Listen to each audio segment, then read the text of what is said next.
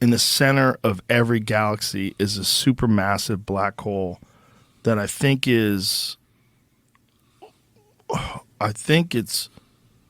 what is it, 0.5% of the mass of the entire galaxy. It's in the something along those lines. It's at so the larger the galaxy, the larger the supermassive black hole.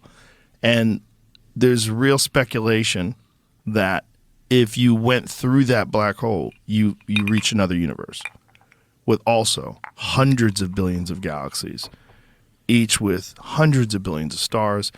Each one of those galaxies has a supermassive black hole. You go through that, another universe. Hundreds of billions of galaxies, hundreds of billions of black holes. You go through them, hundreds of billions of galaxies, new universes everywhere. And then there's dimensions. This is the real speculation when people start talking about UAPs and alien life, and there's two thoughts. One thought, well, there's more than two thoughts. One thought is that they are us from the future. Another thought is they are us from their people, their things, their intelligent life forms, maybe even artificial intelligence, something that has been created from other galaxies that is physically transported here. And then the other thought is there's interdimensional travel, that there are beings from somewhere that are capable of visiting this dimension that we exist in, but they exist in something, so they are here all the time. They're just here in a way that we have no ability to access them, but they can access us. And time, and I've heard you say this, it's something we made up. Right. There's no such thing as time. Right. This is the only time right now. Yeah, and it's gone already. Yep. It was here, it's gone. Right. Now, you talk about, it'd be nice. What is this, Jamie? Quick animation NASA made to give you a size or a reference, if you will. Okay. It starts with the middle thing is the sun, our sun. And I think these are different supermassive black holes. Right. They're small, obviously. I'm going to try to speed it up so it doesn't take too long. Let me go 2 speed. This is the orbit of Mercury.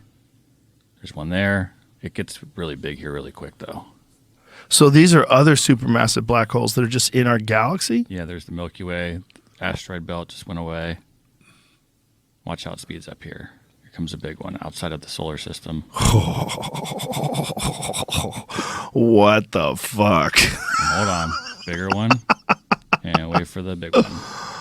Oh, my God. So that one's just sitting out there. Ton 618. Wow. And I guess in theory then, yeah, all of that times 2, or I don't know how big, is inside that. Like reverse? I don't know. Yeah, go inside that, and you find another universe. Yeah. Which is weird that, like, the universe is so big we can't even wrap our head around it, and that's just the tip of the iceberg. The tip of the iceberg is not even a good way to describe it.